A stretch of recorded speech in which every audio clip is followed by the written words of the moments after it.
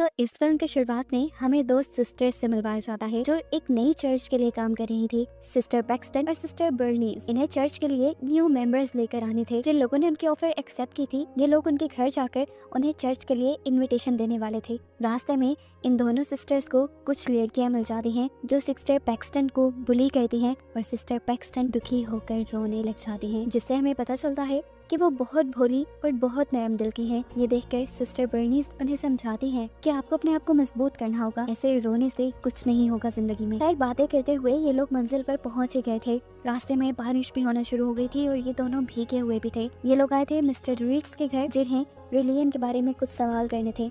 Mister read इन्हें घर के अंदर बुलाते हैं, लेकिन बर्नीस कहती है नहीं, हम अंदर नहीं आ सकते। हमारी चर्च का एक रूल है कि अगर घर में कोई लेडी ना हो तो हम उस घर में नहीं जाते। तब यहाँ रीड ने कहा मेरी वाइफ है और वो किचन में ब्लूबेरी पाइस बना रही है। इन्हें ब्लूबेरी की खुशबू भी आ रही थी घर से, इसलिए उसकी बात मानते हुए ये दोनों घर के अंदर चली गई। साइकिल्स इन्होंने अपनी बाहर ही पार्क कर दी थी। घर जाकर इन्होंने अपना गीला कोट उतारकर रीड को दिया और वहाँ बैठ गई। ग्रेट ने से कहा कि कुछ ही देर में उनकी वाइफ उनसे मिलने आ जाएंगी, आप लोग घबराए नहीं। यहाँ रीड उनसे उनकी पुरानी लाइफ के बारे में सवाल करता है, तो हम भी ये जान पाते हैं कि ये दोनों एक चर्च में ही पली बड़ी है। अब रीड इनसे सवाल करता है क्या आप लोगों को गॉड पे बिलीव है? दोनों ने हाँ में जवाब दिया। वो अब इनको बुक ऑफ मोर्मन दिखाता है, जिसे जोसेफ स्मिथ ने लिखा था। उनके मुताबिक वो पहले किसी रिलीजन को नहीं मानते थे, लेकिन फिर वो जब मुश्किल में थे तो तब एक एंजल उनकी मदद करने के लिए आई, जिसके बाद से उनका रिलीजन और गॉड पे बिलीव हो गया। रीड इन दोनों से सवाल करता है कि क्या जोसेफ स्मिथ की बातें तुम्हें सच लगती है या नहीं, जिस पर ये दोनों कहती हैं हाँ, ये बातें बिल्कुल सच है, गॉड भी इसी दुनिया का हिस्सा है। वो अब दूसरा सवाल करता है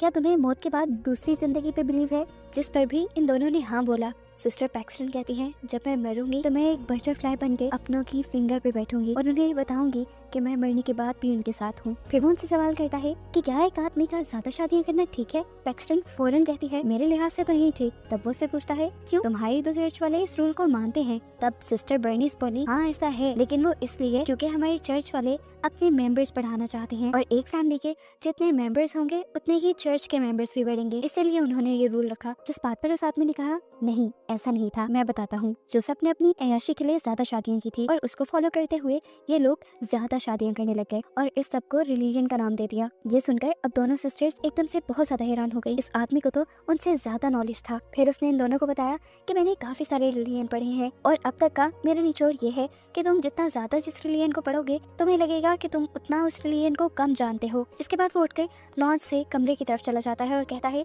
कि अगर तुम मेरी वाइफ से मिलना चाहते हो तो अंदर आ जाओ। इन लोगों को कुछ गड़बड़ लग रही थी, अंदर बिल्कुल अंधेरा था। यहाँ पर पैक्सटन ने जैसे ही कैंडल मोड़ी तो वो ब्लूबेरी फ्रेग्रेंस कैंडल थी और इससे ये लोग जान गए कि वो आदमी झूठ बोल रहा था। उसकी वाइफ नहीं थी उसके घर और ना ही वहाँ कोई ब्लूबेरी पाई बना रहा था। कुछ गड़बड़ महसूस होने पर ये लोग चर्च में कॉल करने का नाटक करते हैं, लेकिन ये आदमी कोई कच्चा खिलाड़ी नहीं था। वो इन्हें बताता है कि इसके घर की दीवारें मेटल की बनी है, जिसकी वजह से कोई सिग्नल भी अंदर नहीं आता और यहाँ की आवाजें भी बाहर नहीं जाती। इन्हें जब ये एहसास हुआ कि यहाँ पे ट्रैप हो चुकी हैं, तो सिस्टर बर्नीस ने कहा कि हमें उस आदमी से बात करनी चाहिए, शायद वो हमें यहाँ से जाने दे। ये लोग आगे बढ़कर उसको फॉलो करते हुए कमरे में चली गई। ये कमरा बिल्कुल एक चर्च की तरह बना हुआ था। आते ही उन लोगों ने उस आदमी से कहा हमें चर्च जाना है, प्लीज हमें जाने दो। रीड ने जवाब दिया मैंने तुम्हें यहाँ कैद नहीं किया, फ्रंट डोर का दरवाजा अब सुबह को ही खुलेगा क्योंकि इस पर टाइमर लगा है। अगर तुम चाहो तो पीछे के दोनों दरवाजों को इस्तेमाल करके यहाँ से बाहर निकल सकते हो। वो हैरान थे कि दरवाजों पे टाइमर कौन लगाता है। खैर, इन्होंने बाहर जाने के लिए जैसे ही एक दरवाजा खोला तो वो बेसमेंट से होके जा रहा था। इससे उन्हें जाना बेहतर नहीं लगा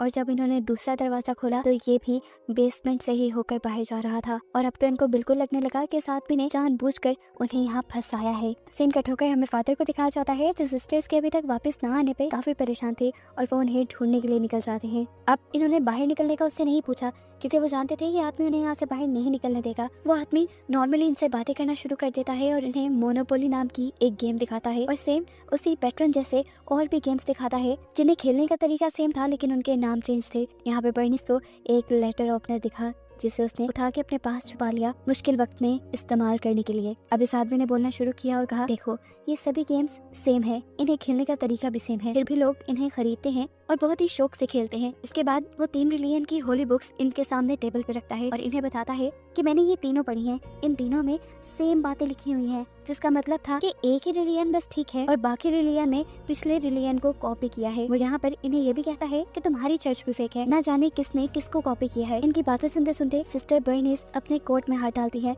उसके कोट में उसकी साइकिल की चाबियां नहीं थी, चाबियां इस टाइम पैक्सटन के कोट में खनक रही थी और वो ये देखकर जान गई कि इस आदमी ने एक प्लान के तहत उन्हें यहाँ ट्रैप किया है। उसने जरूर उनके बाइक्स के साथ भी कुछ किया है, इसीलिए चाबियां अब पैक्सटन के पास है।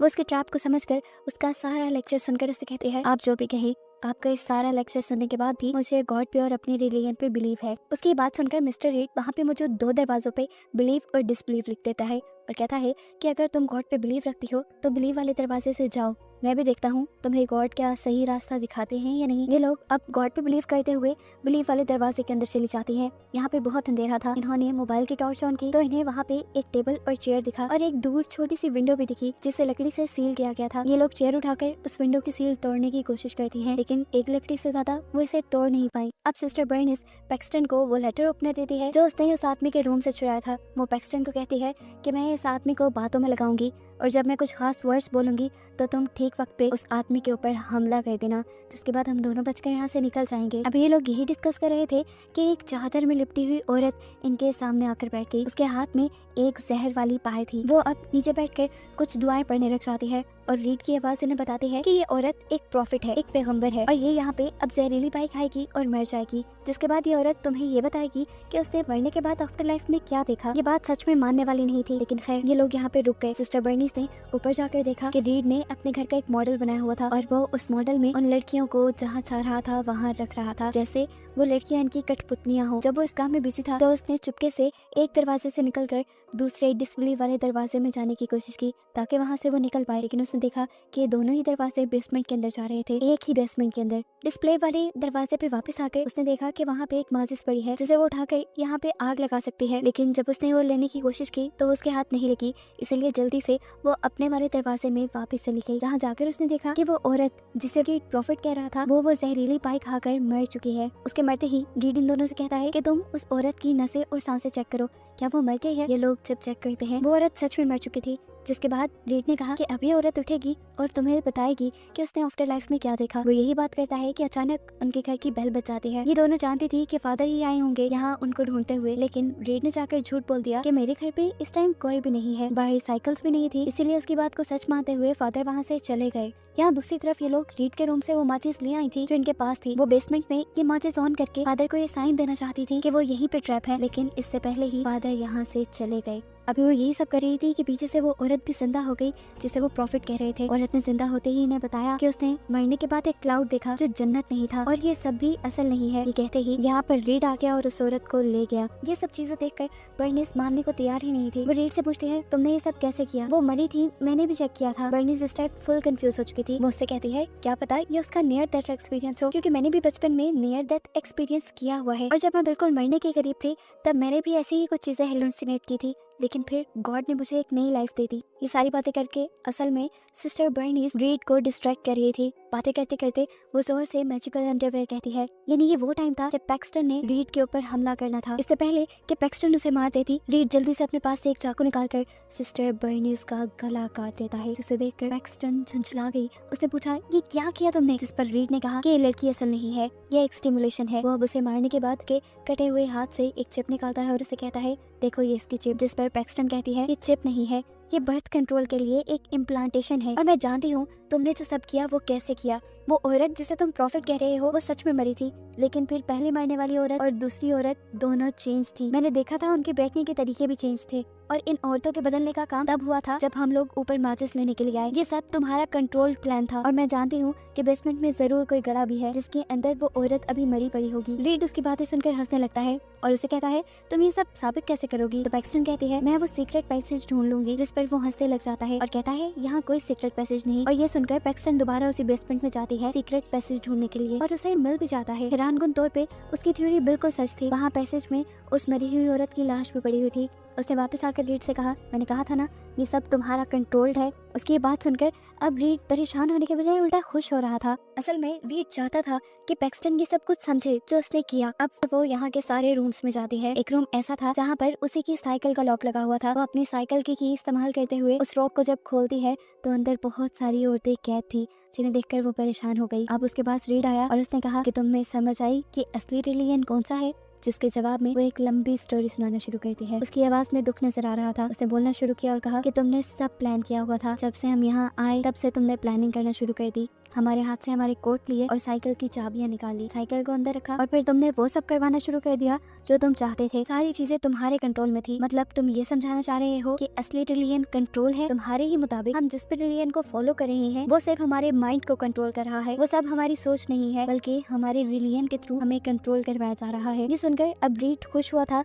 कि पैक्सटन को सब समझ आ गई थी। उसने कहा हाँ, सारे ही रिलीजन हमें कंट्रोल करते हैं। पैक्सटन को पता नहीं क्या चीज दुख दे रही थी। वो अब अपने पास छुपाया लेटर ओपनर निकालती है जो उसे सिस्टर बर्नीस ने दिया था और एकदम से पीछे मुड़कर उस आदमी के गले में स्टैप कर देती है। उसे मारने के बाद वो फौरन ऊपर जाती है, ऊपर कमरे में जहाँ रीड ने इस घर का मॉडल बनाया हुआ था।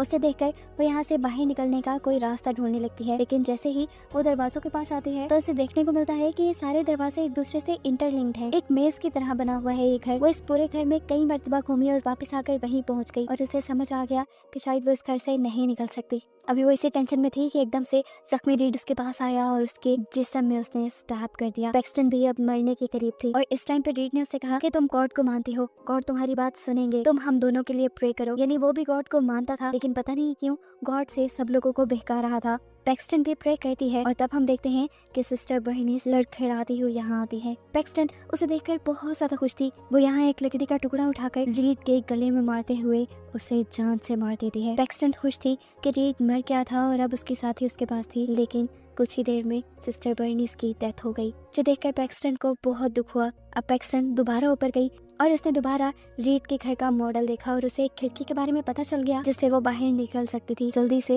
वो इस खिड़की को खोलकर फाइनली यहाँ से बाहर निकल गई, यहाँ से आजाद हो गई। और यहाँ से निकलते ही एक तितली आकर उसके हाथ पे बैठी। वो जानती थी ये सिस्टर बर्नीस की ही सोल है जो उसे बताना चाह रही है कि वो हमेशा उसके साथ रहेगी। ये देखकर वो खुश हुई और उसका इस चीज पे भी बिलीव बन गया कि मरने के बाद भी एक आफ्टर लाइफ है। उसके बाद समझते ही वो बटरफ्लाई यहाँ से गायब हो जाती है और यहीं पे ये स्टोरी भी खत्म हो जाती है।